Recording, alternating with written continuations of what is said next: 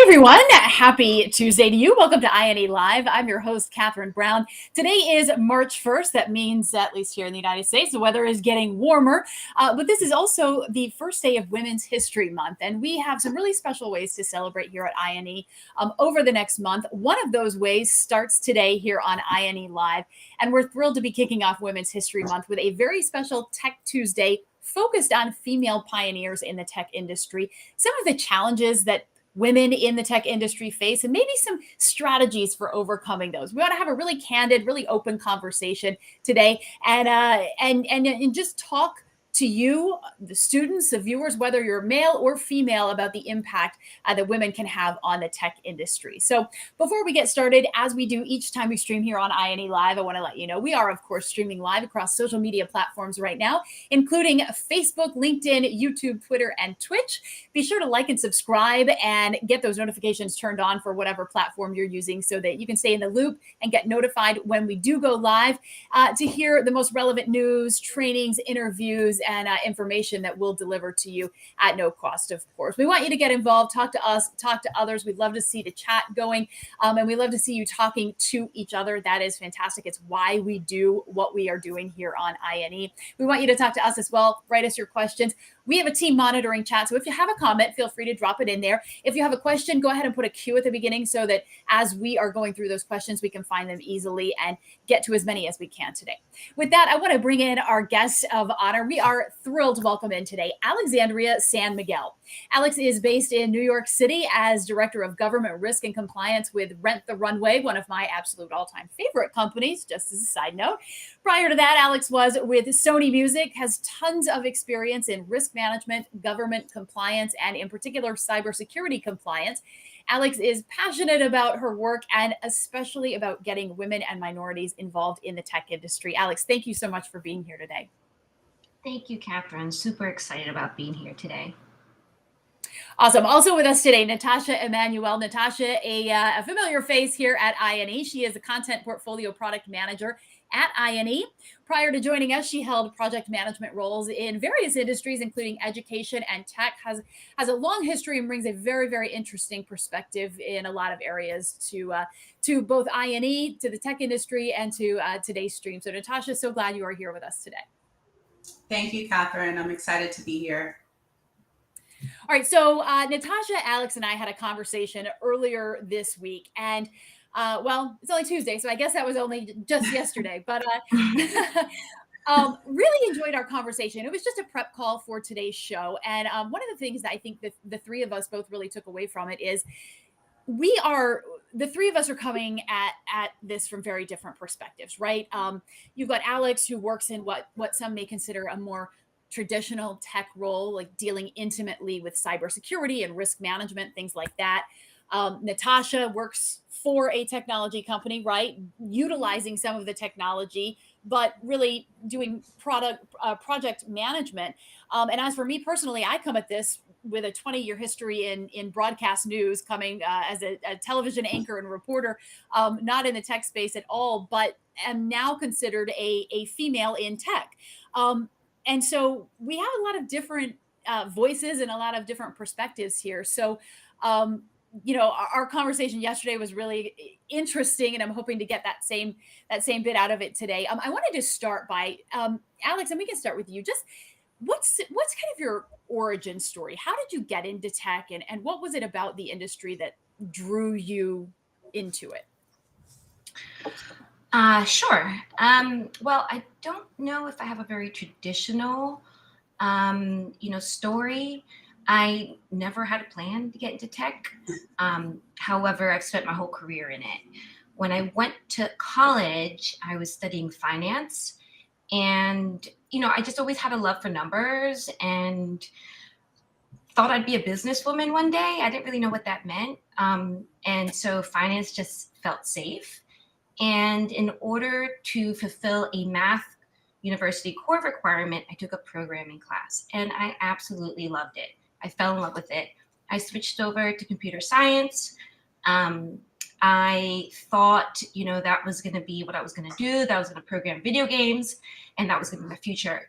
And then I very smartly got an internship and realized very quickly that I was wrong.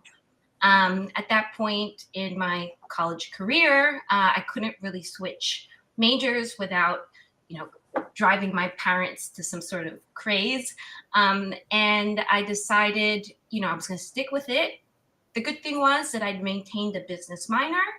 And therefore, I was graduating with a major in computer science and a business and a minor in business. And that became really attractive to the big fours of the world at that point. It was right after the Enron scam and everything that came out of that. And because I had a, sort of dual tech and business major, I ended up at one of the big fours doing IT controls and audits. And at that point, I didn't know what it meant, but it was a job. And so I went with it. And I've spent, my whole career since in the world of IT, risk, governance, and compliance. And about 6 years ago, I pivoted into cyber, which was just a natural progression, just given the world that we live in. And so that's my story. I don't think it's very traditional, but I have always been in a tech sort of function. And it's funny that you talk about like the different areas of tech because, there are so many different facets, and I hope we'll get into it a little bit more later. But, I live in a very sort of underrated, sort of unknown niche in tech because I'm not super, I'm not an engineer, but I speak with engineers every day. And so we can talk about a little bit more of that later, but that's my story. Awesome. I'm still having flashbacks to Enron. Wait, that's a name that I haven't heard in a while. I remember it was a headline of every single news cycle every single day. And I was in the news at the time, so goodness, I remember covering that. Alex, thank you for sharing that. I think one of the things that makes you very interesting is that you don't have that traditional tech background. You come at this from a really interesting way and sort of navigating your way through, and definitely want to explore that a little bit more in this stream. Natasha, wanted to get your origin story as well, a little background on you and how you got to where you are today. Yeah, so my story actually starts a very long time ago. As a young girl, I always thought, when I grew up, I wanted to be a surgeon. That was my first thought. And there were very few options for me as a child, or at least that I was aware of, for me in terms of a career. I had parents that were athletes, and they came into this world and went into education and did amazing things for themselves in a career, but I wanted to do something different. I wanted to have a bigger impact in people's lives. And of all the careers I knew at this age, I was probably around 5 or 6. I just knew that, if I was a surgeon, I could fix people and help them, in some way. So naturally, I went into health sciences. And I think probably around my junior year of college, I realized that was not the way that I wanted to do it. And started going into exploring public health, and specifically the education side of public health, and working on behavioral change management. So that really kicked off my career in education and understanding how people can evolve with the right environments, with the right tools.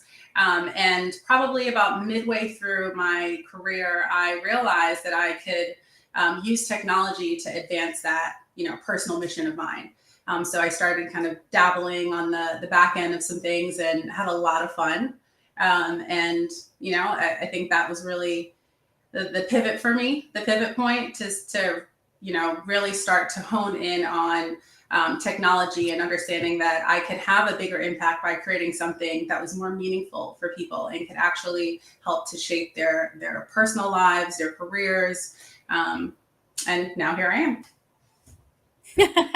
Well, we are certainly glad that you are here where you are. I love that everyone sort of has their own traditional story, as I alluded to. Just for a little background on myself, I was in broadcasting, a news anchor and reporter for 20 years before completely switching careers, going into public relations and landing at INE, which is a tech company. And I know coming here, I really didn't have a tech background. So you're talking about 3 women coming at it from very different angles. All right, I'm going to take a moment here, because one of the things we do here on INE Live is we read a lot of comments, and the thing that's really important, right? To address the comments and read the comments. And I'm interested in your thoughts. I have no idea if this person is still watching. End of the line, Joel. But his comment, her, whatever, says, "When will this pandering stop?"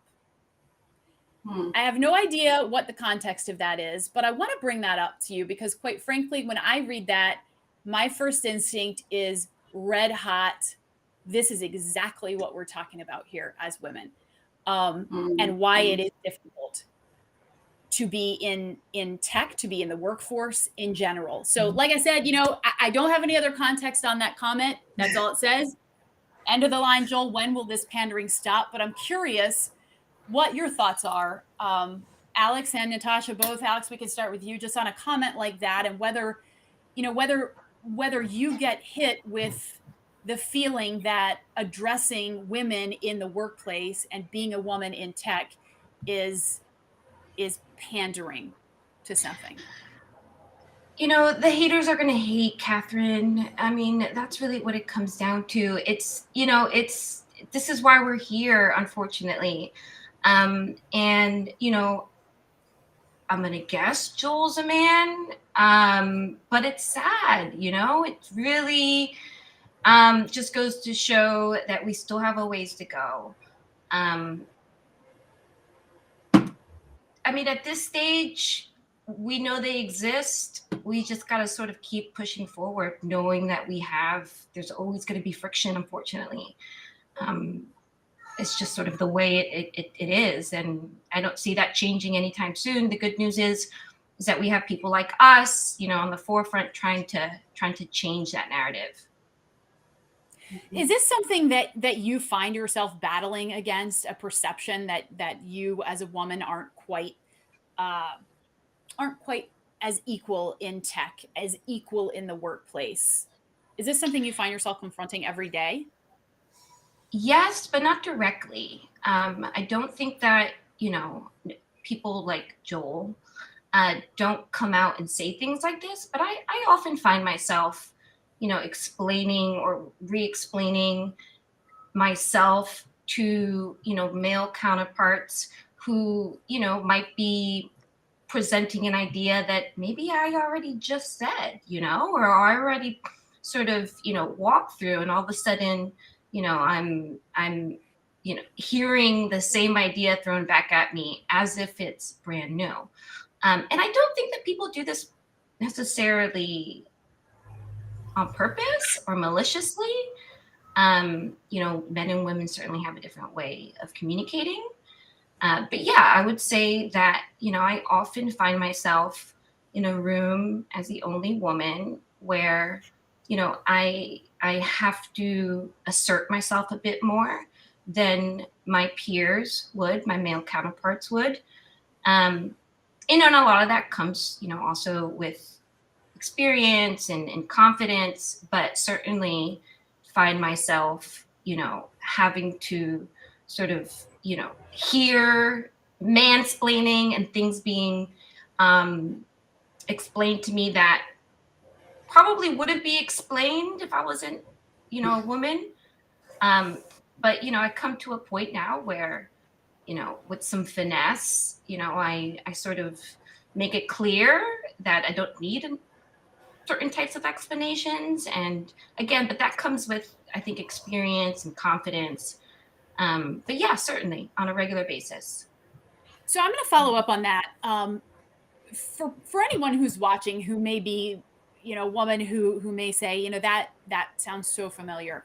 Are there, like, how did you get to a point where you felt comfortable asserting yourself? I know it comes with experience, but what are some tactics for feeling more comfortable and feeling less well, less just uncomfortable, I guess, asserting yourself when you're in those positions. Well, it's funny you said that, because I think getting comfortable with feeling uncomfortable is exactly it. You know, not being scared to just say something. And again, you know, in in a way that isn't combative or isn't necessarily you know, unprofessional, isn't kind, but just being able to say, no, wait a minute, isn't that what I just said?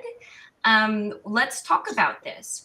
I think, again, it does come with time, but you won't get that until you do it a few times and you realize, you know, because like I said, most of the time I don't think it's malicious.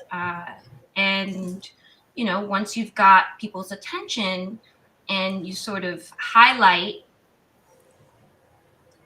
sort of what I've been saying, then I think people are more inclined to pay attention. I love that phrase that you use, getting comfortable with feeling uncomfortable. Right.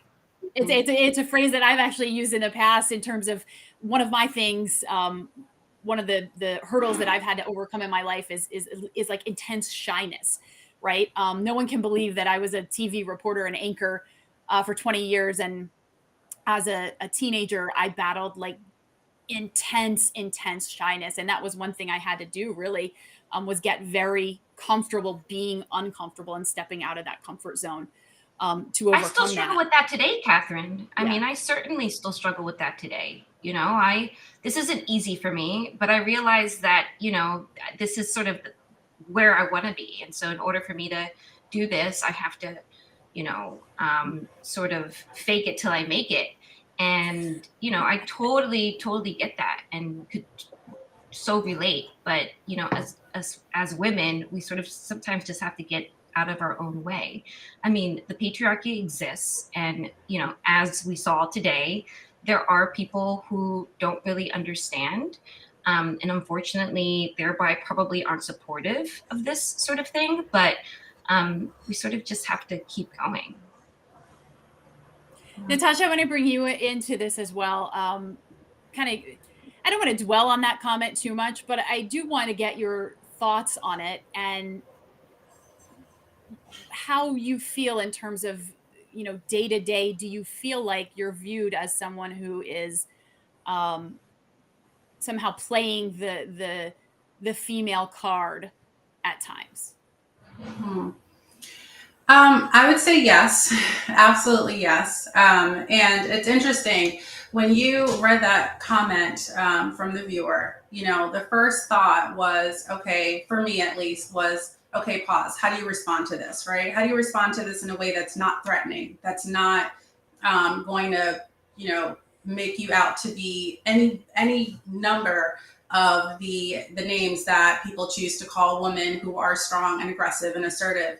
And, you know, I think I see that in a lot of other females that are very successful and still going out there and still struggling and still second guessing themselves. But when they have to stand up in a room in front of other people and let their voice be heard. And I think that's the beginning of the problem, right? We've been conditioned to kind of think of ourselves of less than, and the playing field is very unfair because I don't anticipate that my male counterparts and, you know, people that I work with or people out there in the tech industry or any other industry are having those same questions. They're having those same thoughts because for them it's the workplace and the tech industry is a place for predominantly male, you know, professionals. To us, this is a new place that we're trying to enter into, right? Even if it has been a number of years, it's still an ongoing battle for us to make a place, you know, for ourselves and be respected in the industry and be known and be recognized. So I'm a little bit, I guess I'm annoyed, just to be very frank, right? Because That's a better yeah, word than I would have used. totally. Yeah. I'm annoyed because, you know, we all have so much to offer, and I think women bring a different perspective. Period. Right? I don't know what it's like to be a man, a man can never know what it's like to be me, right? And I think that regardless of our opinions of someone's expertise, I think that we can just agree that we all have different perspectives, and nobody can tell you what you know or what you don't know to begin with, right? So from that I think just kind of thinking of that very single point, we have a voice to be heard, regardless of what your opinion is. So getting past that, just kind of thinking about like the types of experiences that I've had and seen in my environment. It's been, I think that there are a lot of things that are systemic.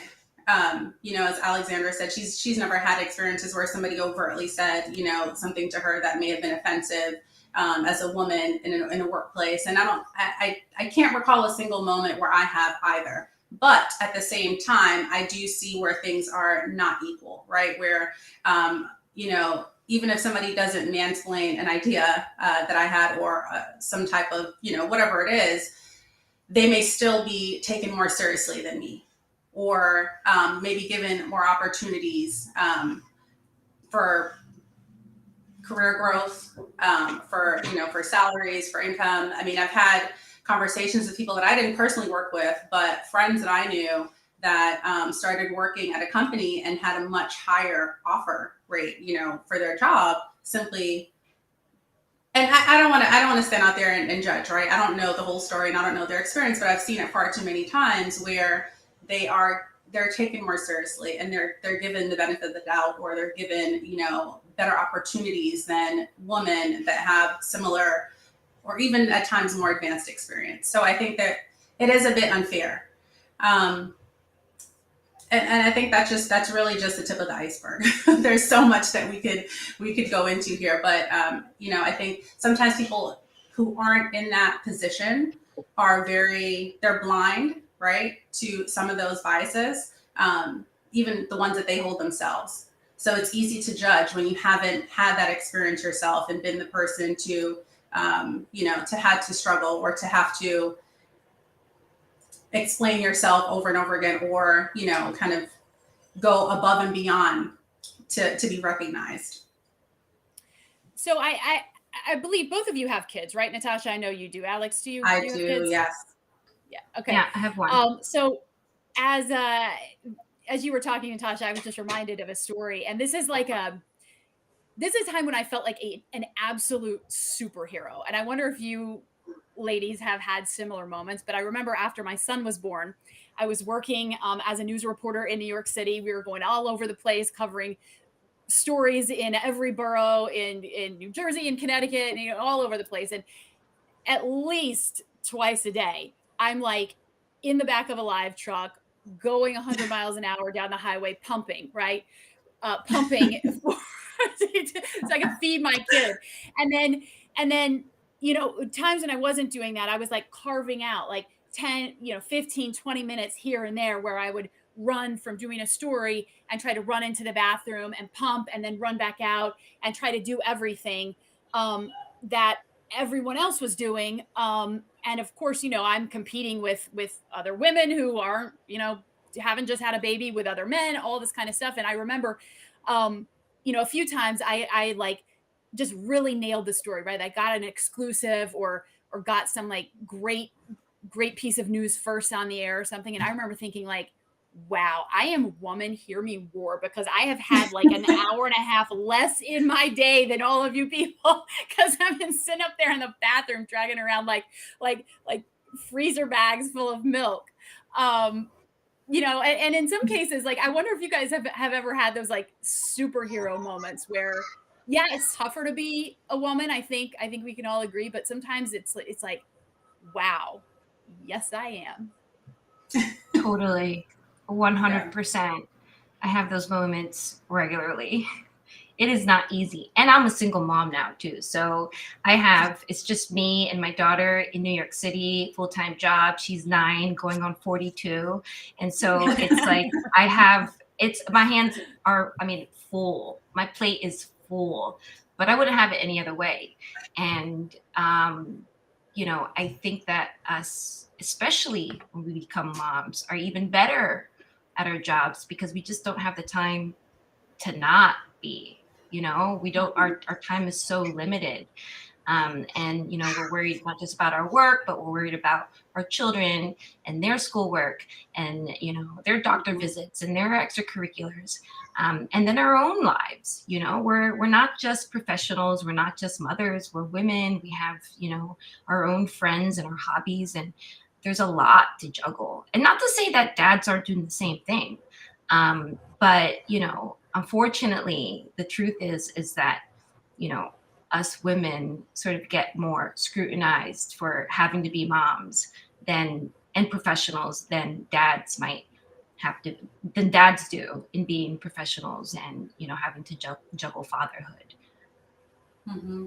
I think you see that a lot on, we're in this Zoom world now where, Alex, I think it was you mentioning yesterday during our prep call, we're very intimately in everyone's home, right? We can see each other's family members, we can see each other's kids, and Natasha, I've met your gorgeous son in person. At least once, but I've seen him on Zoom, a number of times, and I know people have seen my kids crawling in and like coming in for a hug at the end of the day when they get home from school. So it is just, particularly in these days, a little more, a little more overt that like we are parents, we are moms, right? Mm-hmm. Yeah. Yes. And, I'm also a single parent, and I think that unfortunately, there are a lot of single mothers, right? There are single parents, both single fathers and single mothers, but there's a higher percentage of single mothers, and they take on a lot more, especially when you live, you may not live near relatives, and you're, juggling certain things and taking your child to school or daycare or whatever it is, and you have to accomplish so much more within the same amount of time. That is a challenge that I think some people just don't realize, that women take on that extra burden. And even if you're not a single parent, I think a lot of times I've seen kids, they still prefer, the warm and comfort of their mother, even if the father is still standing there. So the mother still has to carry that load. And, but one of the things that I think makes me feel like a hero at the end of the day is if I can manage to get through maybe 70% of the things that I said I was going to do that day, and then still have time to have a meal with my son and go play with him after work. And I think those are the moments or the days that I feel like I've accomplished the most, to still make sure that I'm, making him a priority, putting him first, making sure that I give him my attention. And it's easy to miss that mark on a regular basis. It's like a regular, something that you have to work at every single day. And yeah, it's just, you get better at it, right? You have to be extremely forgiving, but it's a true struggle and a true challenge that I don't think, everyone has to go through. You have to forgive yourself, right? You have to Oh, yeah. you have to forgive yourself for not meeting that bar sometimes, because there's always Yes. days that we don't meet it, right? Mm-hmm. Yeah. So Yeah, I was just all gonna right, say the so same go thing. ahead. Sorry, I was just gonna say the same thing to what Natasha said. You have to be kind with yourself. You have to forgive yourself because maybe we won't hit that 70% mark. Mm-hmm. Maybe it's a day where we hit 30%, but that's okay. That's okay. Yeah. The fact that you intended to hit 70 is a great thing, but it's impossible to do it all. And it wasn't, until my daughter's 9 now. It probably wasn't until more recently, actually, through the pandemic too, where I realized, it's okay. It's okay if I can't deliver everything perfectly 100% of the time. Mm-hmm. And I think us as women tend to sort of be really hard on ourselves in that regard. With or without children, we tend to be harder on ourselves than men do. Why that is, who knows? But just being kind with ourselves, I think, is really important, especially in these times. Yeah, I think that's a fantastic point, Alex. Natasha, I couldn't tell if you were talking right there. I wanted to weigh something in or. Oh no, I'm just agreeing wholeheartedly. Yeah. Yeah, we are hard on ourselves. And I hear it from, the woman in my personal life. Like, I try to surround myself with other women that are striving for something more in their lives, and that are being progressive and taking chances and being brave. And, that helps to encourage me every single day. I had a good friend of mine reach out to me earlier this morning, and I hadn't spoken to her in so long, but I can't imagine what my life would have been like if I didn't have people like her that were constantly speaking words of encouragement and, sharing that walk with me, even though hers might be different. But being able to say, hey, I didn't meet that bar, as Alex said, like today, right? And I'm feeling pretty crappy about myself, or, I'm feeling like I'm less than, or like I'm working hard at something and not really getting anywhere, and having somebody else there to remind us that, you know what, it's okay. You're doing a great job. You're making progress. Just to help you see yourself in a better light when you are just so accustomed to doubting yourself because, of the the things that society may have conditioned you to think, or even to believe about who you are, where you're supposed to be, what your place is in business, or in your personal life, in any type of social setting. Yeah, and I think these are familiar challenges, right, in any industry. Mm-hmm. But perhaps particularly in such a male-dominated industry as tech. Mm-hmm. I know that there's a huge push underway from various organizations, um, you know, whether they're primarily women or primarily men in some cases, or minority groups or whoever, trying to increase the number of women and minorities in tech. And there is that awareness out there that there is a disparity, and it needs to be addressed. But at least in my experience, coming over again from an industry that was not tech, to a tech industry, the difference was stark in wow, I went to this conference and didn't see another woman for like a day and a half. Yeah. It's like, Yeah, wow, yeah. okay, that's interesting. That's interesting. Mm-hmm. Yeah. I work for, as you said, Catherine, Rent the Runway. We went public late last year. The first company in history to go public with all female CEO, CFO, COO. The company is run by fierce women. There are a lot, it's a fashion company. It's a lot of women. However, when you look at the tech org, it doesn't paint the same picture, especially as you start moving up. And so we are one of those companies that are making a very, very concerted effort to recruit women, especially in the more senior roles. Because if we don't do it explicitly, then we're just going to continue being in the same situation that we have been. I didn't feel a lot of bias, or, I didn't feel, like men were, I was less than when I first started my career. I think because we were probably a bit more, maybe not 50-50, but there was a lot more female representation. It wasn't until I started moving up and progressing in my career, getting more senior, and being, one of the only or very few women in the room, that I started feeling that. And that's because we don't have representation at the top. In tech, there aren't a ton of CISOs or CTOs out there. There are some, of course, and I actually moved into security because the CISO at my last company convinced me to. I didn't know, I didn't realize all the different facets of security, and she sort of coached me and convinced me that my background in tech risk could totally be applied to cyber risk. And she was 100% right, and it was the best decision of my career. Um, but it's interesting how that all really goes. Yeah, I want to get back to the comments just for a moment, because the comment that we addressed earlier was sort of um, putting voice to something that I think we as women oftentimes feel, but is rarely said directly to our faces.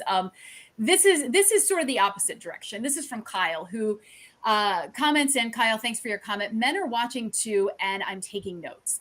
Um, and then says, you would be surprised how much of these same thoughts are experienced by men, between men in the industry, considering how competitive they can be. My question to this, and again, Kyle, thank you for the question. Where I want to take this is, um, there are these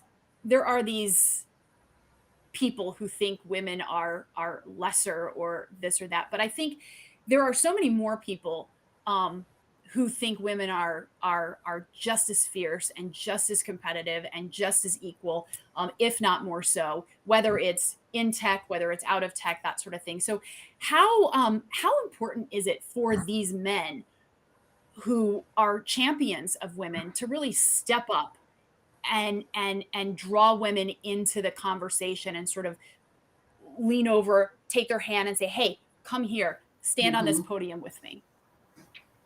I'm so glad you said that, Catherine, because I feel like that's what makes a difference, right? We can have everybody in the room can agree that, women are just as equal and they bring something valuable to the table. But if no one's willing to step up and do something about it, then nothing changes. And that's the biggest challenge. We need people to, like you said, to reach a hand out, to give people opportunities, to be able to stand in the gap and help to promote, because at the end of the day, the reality is there are more, I mean, I don't want to say there are more, but our challenges are different. And like I said before, it's not an even playing field. So the more people that we have that are able to provide more opportunities to help to build, to give women more opportunities to grow their careers and to work in a tech field, expose them to new things, and the more, the further advanced we'll be able to get as a society. Yeah, we just need allies. Yeah. We're not trying to be the only people in the room. We just want a seat at the table. That's it. And we need other men, our counterparts, to give us opportunities to shine, just like they do, their male friends and colleagues. We just need, support, on the projects that get all of the exposure. We need, we need our allies to call out when there are boys club microaggressions, and we know what those are. That's what we need. We need people to sort of, we can fight this battle, but if we've got allies, then we'll be that more effective. Mm-hmm. Yeah, 100%. I wanted to speak to women, girls, teenagers, college students, people who are considering getting into tech, right? And thinking, well, is this going to be an uphill battle? This is something that I love. This is something I'm interested in, but do I really want to fight this fight? And maybe there's an easier or a less challenging path to get me where I want to go. Um, Alex, just starting with you, what advice do you have for women who are considering getting into tech or a STEM field, or to broaden it out, even just a male dominated field? What advice would you give them? Just do it. Just do it. I mean, if that's what you want to do, just go out and do it. For me, I was lucky enough to have like an internship that made it clear what I didn't want to do. And, networking got me into a role that, really ended up being like a perfect fit for me. And I've sort of just stayed in that sort of world since. But it was about, just trying something. I didn't know what I wanted to do. with my degree. And I just kind of went out there and I did something and it proved it wasn't what I wanted to do. And it was through like networking and getting out there and like meeting people that, this other opportunity came. And ever since then, it's just sort of been about like putting myself in situations that aren't very comfortable. But it's because I want to do that thing, I have no other choice. And so it's just about like getting out of your own way, being open to learning. That's, I think, a big thing. I think I read something recently that was like something along the lines of, the more I learn in cyber, the less I know. And it's so true. You can use that in tech. Like, it's the more you learn, the more you realize you don't know the breadth of it. Like, there's so much. And so, if you are always willing to learn, then that's going to give you one up. And then I think it's important, in whatever field you're in, is to just be like a kind person. If there's one thing that I always tell people that I might mentor is just be nice. Like people will be more willing to, I shouldn't say nice, because kind and nice are not the same thing. Be kind. Be kind. And it really goes a long way. But you couple that with sort of, not being scared and getting out of your own way and just sort of going for it, it's going to give you a lot of leeway. And that's my 2 cents. I love that you draw that distinction there between kind and nice, because I think there is definitely a line separating the two. Yeah. And it's good for women in particular to be conscious of that. Natasha, what about you? Advice for women considering getting into tech, thinking about it? Yeah, I would say know your environment and go where you're most valued. Understanding what you bring to the table, what you have to offer, and who needs those skills the most. I think leveraging your skills, your experience, those are the things that are going to lead you to, I don't want to call it the easy path, but the one with least resistance. And be brave.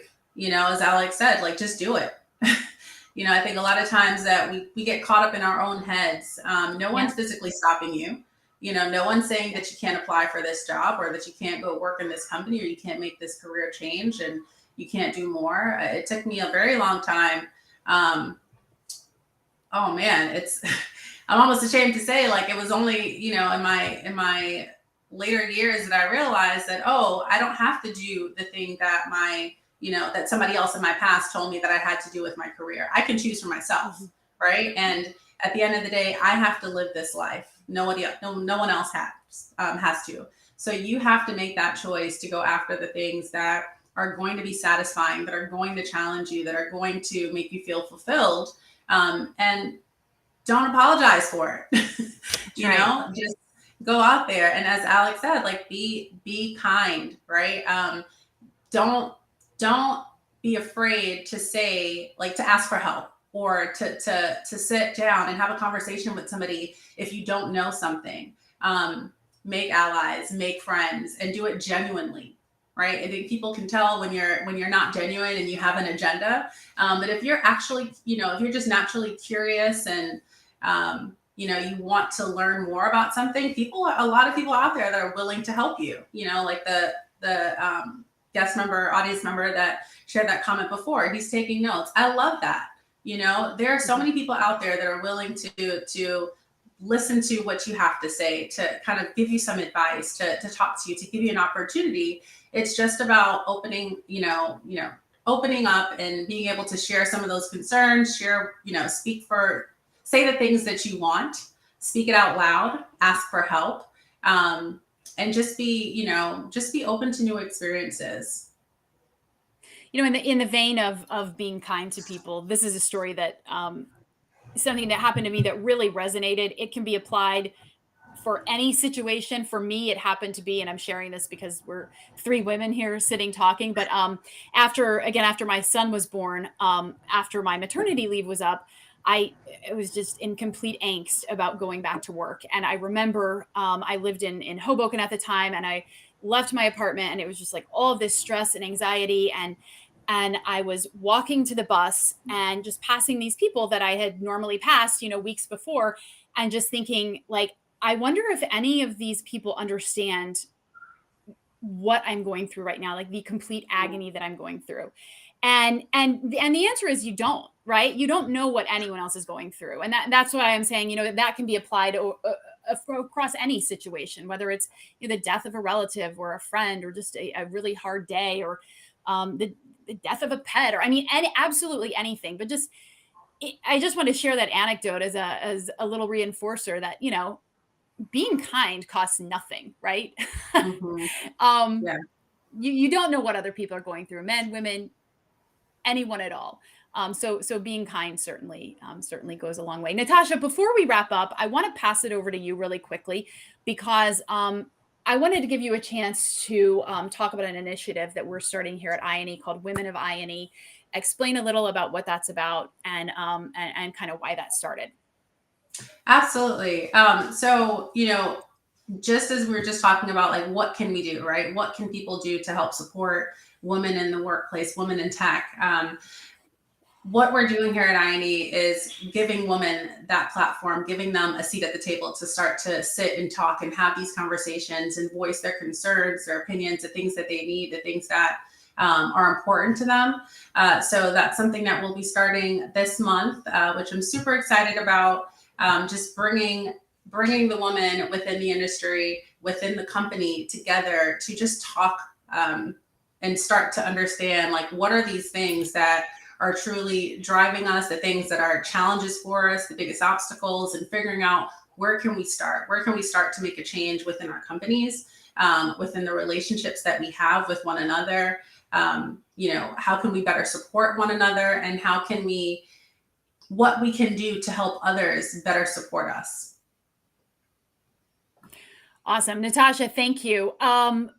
Really quick, Alex, I want to give you a chance to just any final thoughts that you want to to convey to the audience. And I also want to give a plug for Rent the Runway, because we just learned yesterday, actually, that you are with Rent the Runway. And I just want to give a huge plug, because I love Rent the Runway. I think I was one of their customers back in their very early hungry days, and just love the company and had a great experience with them. They do something really cool. And Alice, I just want to give you a chance to talk a little about what Rent the Runway does. So I think It's a really, really great opportunity probably for anybody, but definitely for me as a woman, just of my experience, it was awesome. It helped me in a professional setting. But wanted to turn it over to you to talk a little about Rent the Runway, and then just any final thoughts you wanted to share. Sure. So Rent the Runway, just an amazing business model. We've come to disrupt the fashion world. It's a platform by which you could, as a member, or even just as a one-off sort of customer, come in and rent either, special occasion garments, dresses for weddings, or do as I do and rent daily garments. It's high-end, very great quality. Designers, very we have exclusive lines as well. And the idea here is really, a closet in the cloud, where it's much more sustainable. You're getting, you could easily get thousands of dollars worth of clothing in a month for a fraction of the cost.